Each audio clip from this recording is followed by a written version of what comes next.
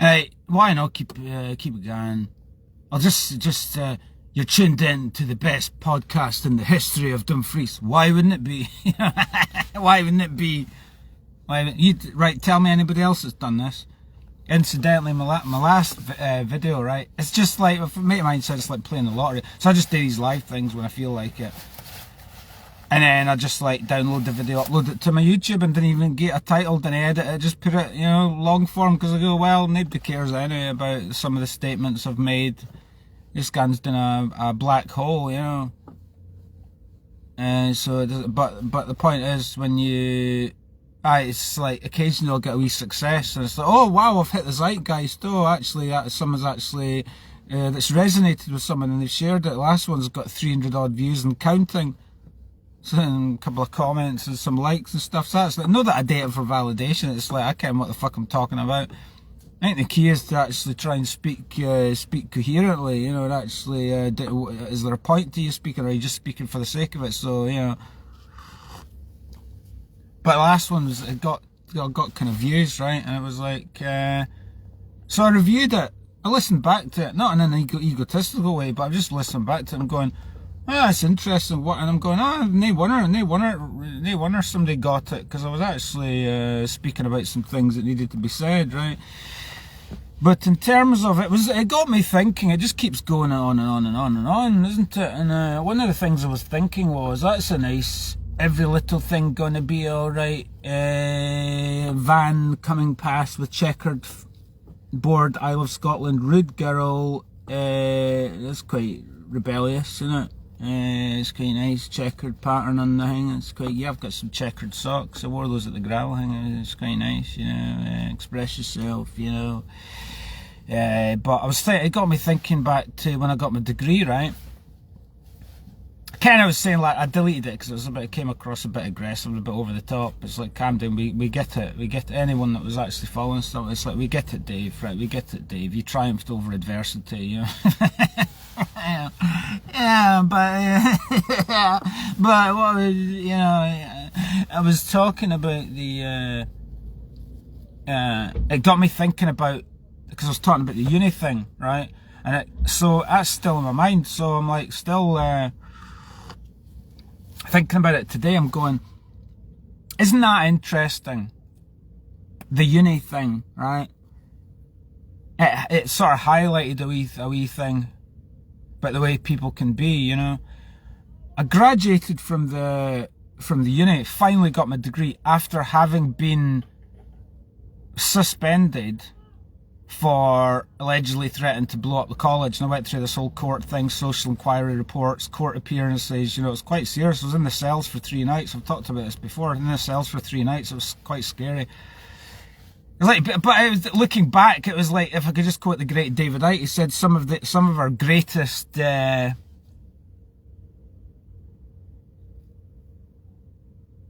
gifts are hidden in what at the time we experience as being our greatest, the opposite of gift, hell, something like that. And looking back, it was like the bomb threat thing actually was a beautiful gift, because it was like being in a movie. It was great. And it, as the chief superintendent who visited me in the cell said, learn from it. And I did learn from it. So it was it was like, I wanted to get something for my money, so I did. It was quite an interesting learning experience, being through the system and triumphing out the other side. But the point of that was, I was suspended from the uni, and I had to come. I came back. I didn't just give up. I came back, didn't I? After dealing with all that, and had to face the music coming in back to the uni with most people probably everywhere I go going, there's that bomb threat student. So it's like the David Icke thing, isn't it? The greatest freedom is when you dispel or shake off your own fear of what other people think of you, and that's the greatest gift, you see, because you don't give a fuck. I needed that. I needed to not give a fuck, and I did give a fuck too much, But the point of that isn't about that, really. The point is about the fact that my lecture when I was at the graduation thing, rather than celebrating and saying some nice words, celebrating me and my, you know, comeback story, glorious comeback story, I met him in the corridor after the graduation in the university building where we're all sort of milling about, drinking coffees and reminiscing and talking about the year and our plans and whatever else. And the first thing he said, he caught me in the corridor and he said, "Oh, it's a shame he didn't get honours." It was said with this really kind of condescending, patronising tone. And I kind of thought, well, that's nice, isn't it? Rather than actually say the glass half full, wow, what a glorious comeback, Dave. You got your degree. Woohoo! You know, none of that. So, you know what I mean? It got me thinking about a load of other people and how, like, rather than say something cool to you, they'll point out the negative. Like I said, you can win an Olympic gold medal. It wasn't really quite good enough. The way you did that wasn't very good, was it? That was shit. So, the Abraham Hicks contrast, you know. So, but you've had plenty of people say well done and give you positive feedback on stuff you're doing, whatever it is, then it just makes the people, the glass half empty people, it just makes them look ridiculous in comparison, doesn't it? That's my point. Yesterday I turned up at Greg's and I was sitting in the car, and this is a glorious wee thing, right? Spiky-haired Fergus, the drummer that I hadn't seen for years, remember I was saying about how I fell out with him over Facebook because he, you know, and it was a lovely wee interaction. He knocked on the car, he spotted me and he knocked on the car window and he was like, "Oh, Dave, how's it going? I thought it was you, you know, are you okay? You know, I'm really sorry about," but I was like, "Oh, it's alright, bro, it's cool, you know, it's cool." Nah, I'm sorry. It was a wee loving, Ken, a wee mutual admiration society. You're a great drummer. Nah, you're a great drummer and all this.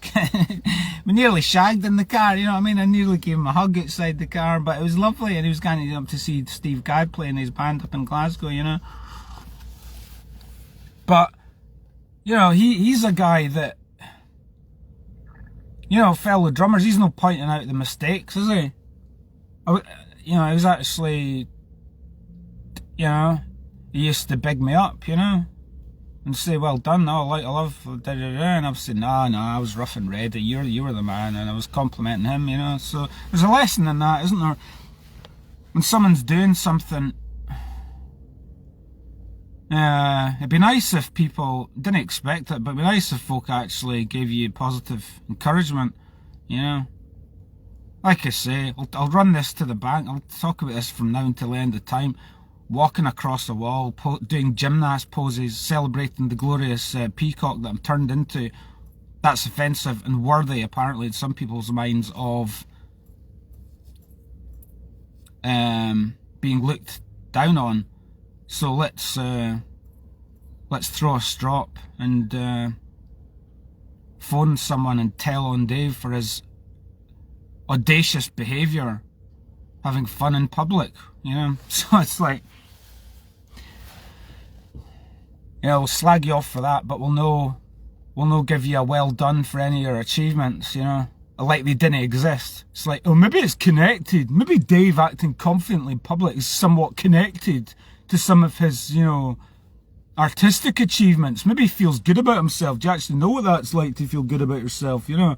Any tips? You know, like I say, your ability, your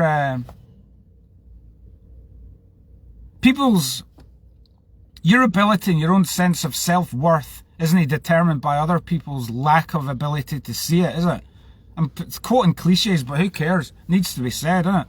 If you ken your own worth, and it just becomes laughable when someone has nothing, doesn't see you in a good light, And as I said yesterday, it's family that can be the most, that can have the most negative impression of you, because all that baggage. It's like, but like I said before, don't people wake up and move on? It's like, oh, maybe if she's just you know, take a step back and realise Dave's actually a human being, a grown man in his own right, with skills and abilities, you know. Why don't we celebrate those? No, let's not celebrate them, let's criticise them, and let's actually not even criticise, let's just deny all his good character, deny all that he's done, deny, not even see him as a person, not even see him as the person that he is, you know. So there's a gulf.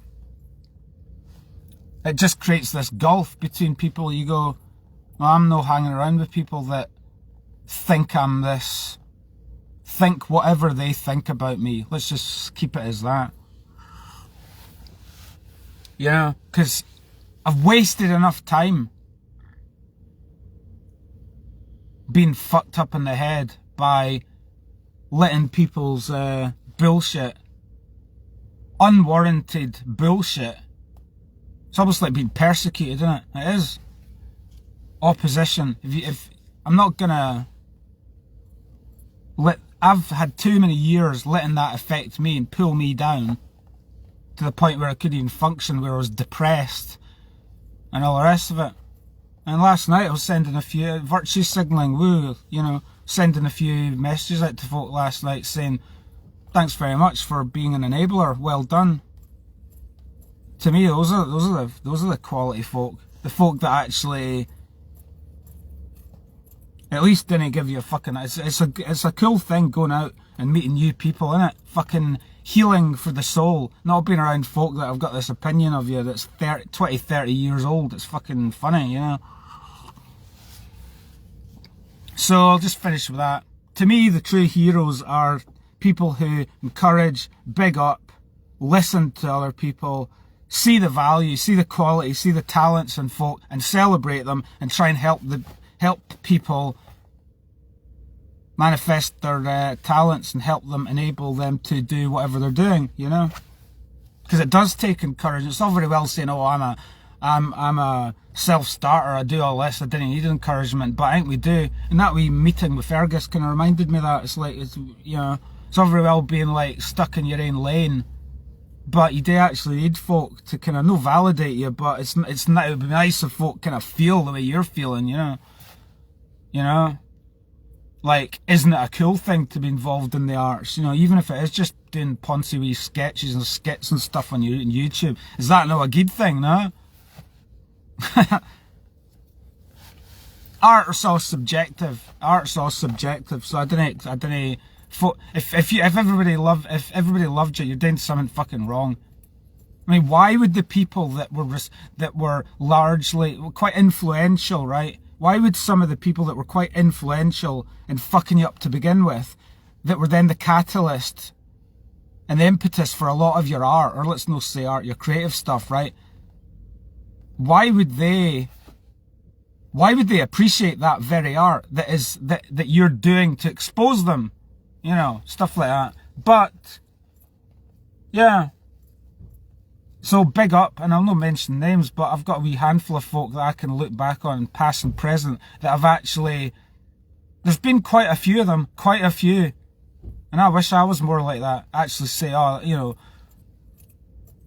I didn't dare it in some kind of contrived way. If I see somebody doing something that I like, or I call it out, I say, fucking hell, that's good that, or that, you know, just... I'm not an arse licker. I just like, I'm quite happy with it myself. I didn't need to be brown nosing and arse licking folk. But I tell you something, because of the way I've been kind of put upon by quite a few folk over the years, you know, and being completely misunderstood when your heart's in the right place, you try to contribute positively, you know.